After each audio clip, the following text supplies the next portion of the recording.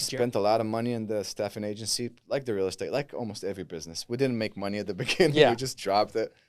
But it looks good now. It looks good. So we're kind of diversified. We got physical offices over there with 70 spaces over there in the Philippines. And we sell them to many industries. It all started only solo real estate. That's so interesting. And you and I were talking about this because I have about 5 at any given time, full-time virtual assistants, Filipinos? most based in Philippines. I have some in other places right now. I have 1 based in Spain and 4 based in the Philippines.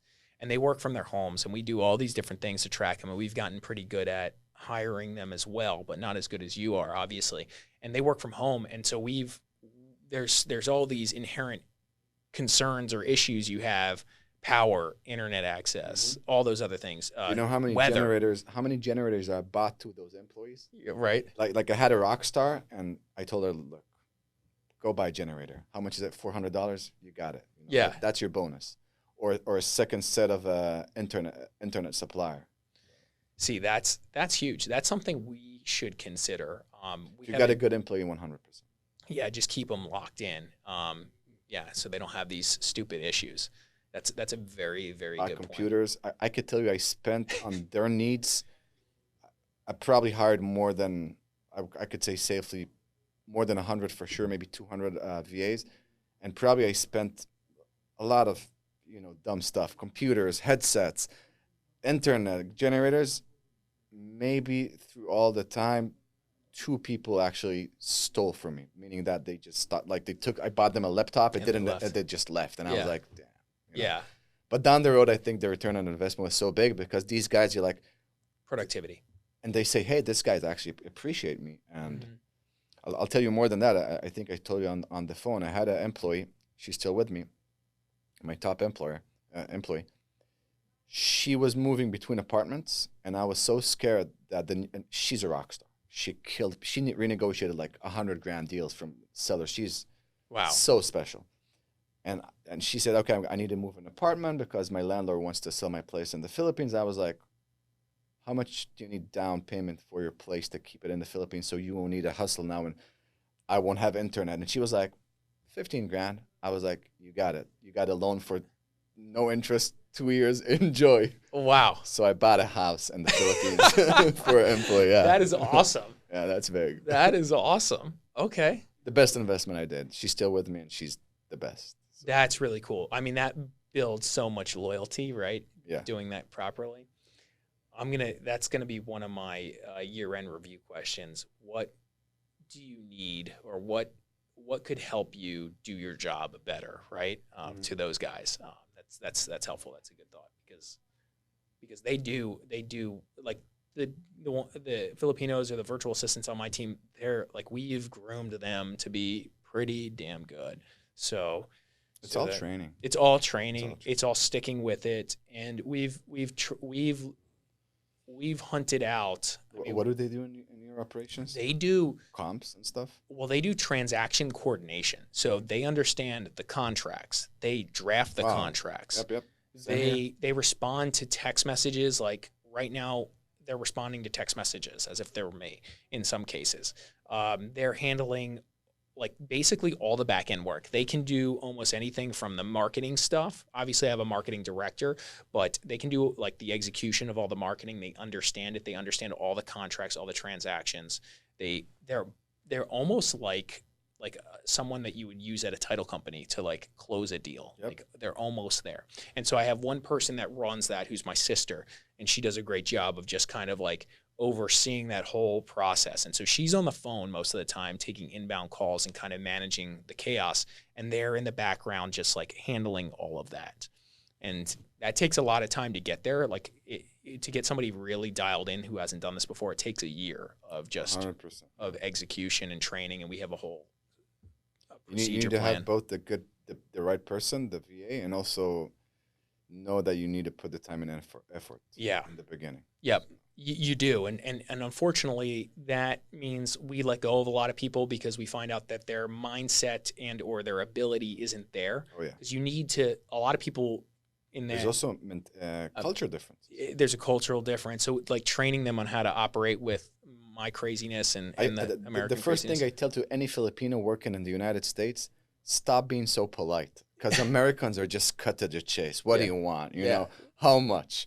And the Filipinos a lot of times are going, yes, sir, noted, sir. Also, and they repeat Noted. Yeah, they always say repeat your question. And I tell them, like, you guys are so awesome and so nice, but unfortunately, a lot of American clients are going to see it as a weakness point. So you have to be, you know, cut to the chase. Yeah, and also unfortunately, though all those niceties like makes somebody realize or think that they're talking to someone that's not local and that is outsourced, and that's the opposite of what you're trying to achieve, right? 100%. Yeah, totally. I try to teach them like American slang, like you got it, or yeah, awesome, you know, like that's so funny. So you built this business out of the wholesale business. You became 100%. really good at this, and is that a revenue producing machine at the moment? You're feeling good about it? Yes, it looks really good. And the interesting thing, we started with real estate clients, but down the road we don't like them as much because real estate clients are result driven. And if the Filipinos don't sell a lot of times, and a lot of those real estate clients are also, I would say, they don't have as deeper pockets. And then Totally. Regardless if the VA is good or not, they're just going to cut the account. So nowadays, actually, our main focus, I don't know if I told you this, is doctors. So we sell VAs to doctors. I'm trying to get inside also the IT space because, again, there's bigger spreads over there, and I can also create bigger value. But with doctors, it's a very interesting space, yeah. Wow. Receptionists, refills, insurance claims, appointment setters, and usually it's bigger teams, those doctors. So. Interesting. Yeah. Interesting. Yeah, that makes sense to me. Yeah, more of the service-based stuff instead of the sales-based stuff is probably a better That's spot. The thing. So the coordination manager that you got in your business, or also the one that I have in the real estate, I'm going to keep him forever. And that's my situation. So all my people are service-based. They're transactional-based. They're not selling on the front lines. I've made my Americans, if you will, the people who are local here, the That's agents smart. actually do the selling. I have one guy who's on the phones all day, and he's based here locally. He does the selling, and he gets a commission based on sales, a portion of that based on the inside sales. So. That's smart. But also with cold callers, it's the same. So cold callers, they're still VAs, but it's result driven.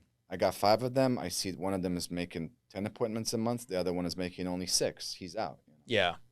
Yeah. But with the coordination, he's never going to be out as long as he picks the phone and comes to work. Yeah. You know? Yeah. Because he's going to be cheaper than an American, and he's going to do the job. Exactly. Result driven. Exactly. And again, if you do the training for these guys, any human who's has the desire and will to do it, can do something, right? As long as they have the certain level of intelligence, right? So you might as well outsource most of that, right? There's great labor over there, man. Yeah. There's great labor all over the world. Mm-hmm.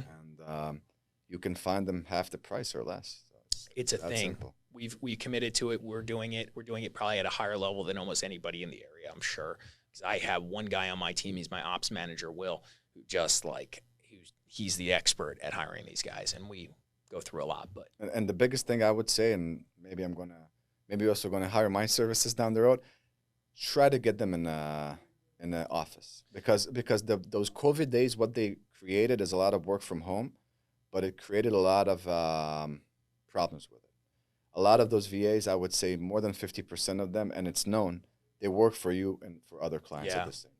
And they're smarter than you think. They'll just buy another laptop, even if you put those programs. We spoke about it. Yeah. So now the fact that I got them in the office with cameras and with management and with they just made a Christmas party. I'll show you the pictures afterward. And they're like, it's like a working place.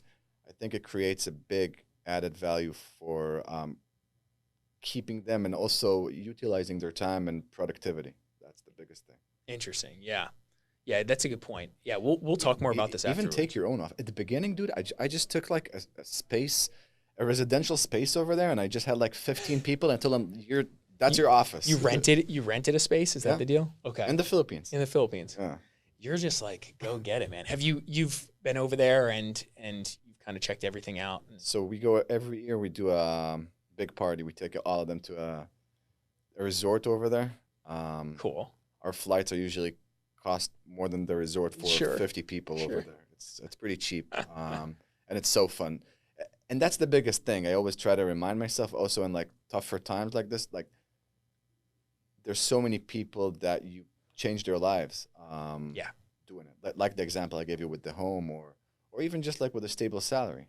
So it's fun. It's fun to see them face to face. I encourage you, if you got the time, I encourage, and you got already 5 VAs that you know for like 6 months or more. And I encourage you to go and see them face to face. It's big. That's cool. That's cool. I know they're like kind of scattered a little bit all over the country, so we'll have to figure that out because I guess it's just not meet that them big, in one right? place. Yeah. Just buy them flight tickets. One thing I would say though, it's the furthest point I think in the world from where we're at right now. Oh, that's interesting. 12 hours gap. The fastest way to do it is a 17.5-hour straight flight from JFK to Manila. Interesting. Okay, you have some experience at this. It's pretty bad. Yeah, that's a long flight. Oof. All right. Well, I got some points. We might do that. Yeah, man. And you're gonna have so much fun. Yeah. Cool. So,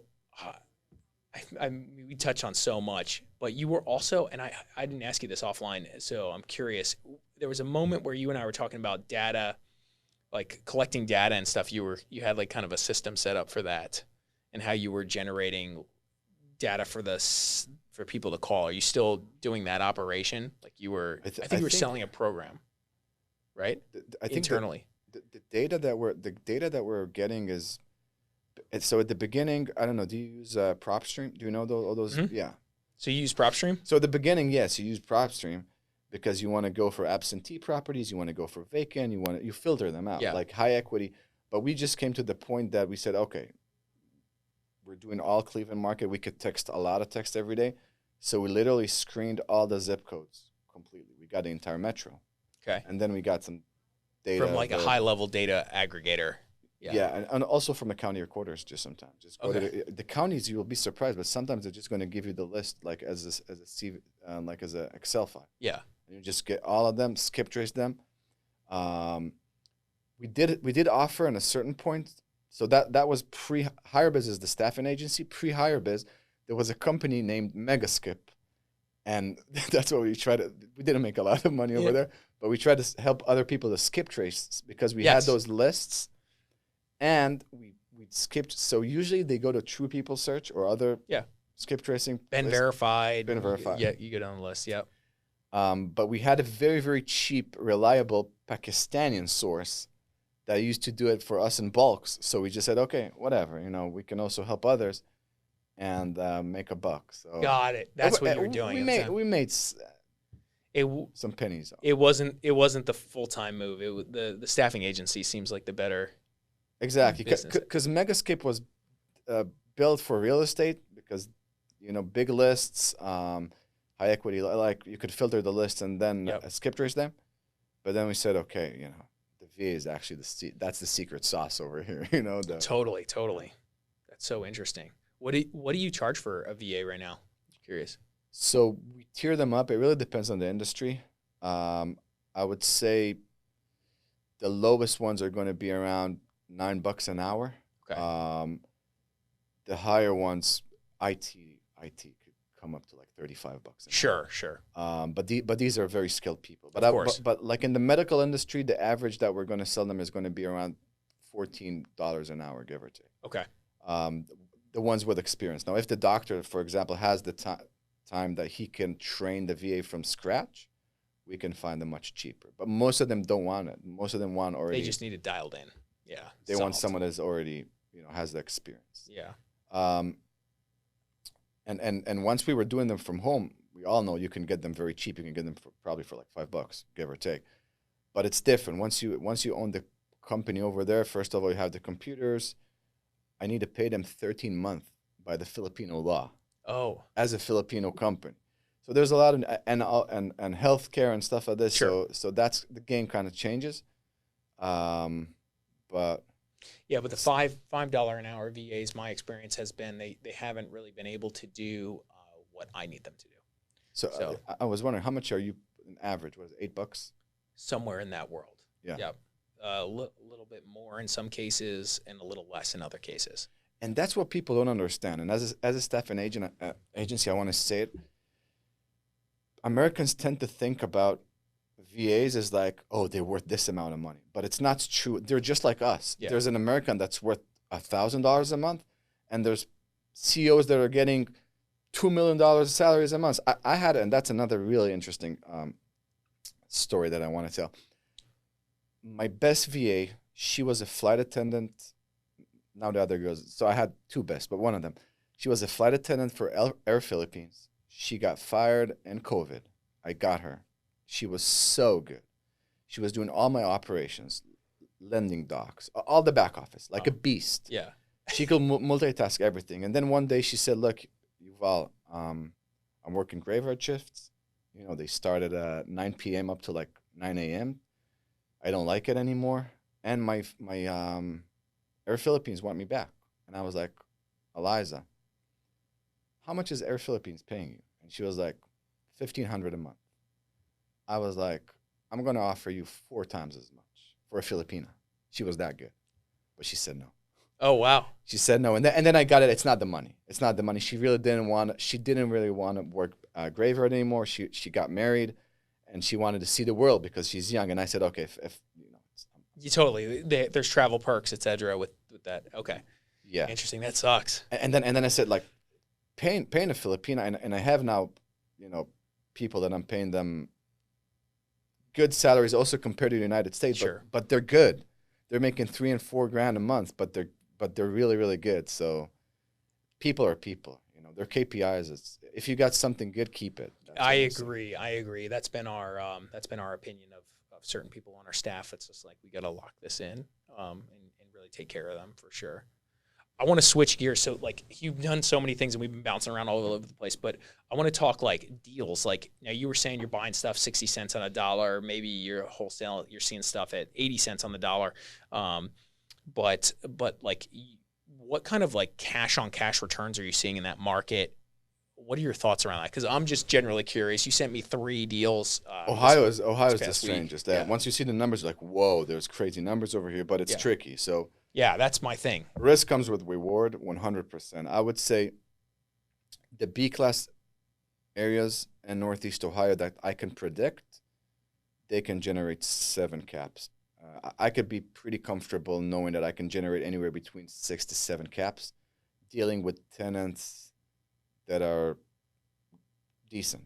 Okay. Now, once you go to those double-digit caps, it's like a casino. It's either you make 15% or you lose your crushed. Money. Yeah. Because you start dealing with so Section 8 is that's another thing. Section 8 is working for me.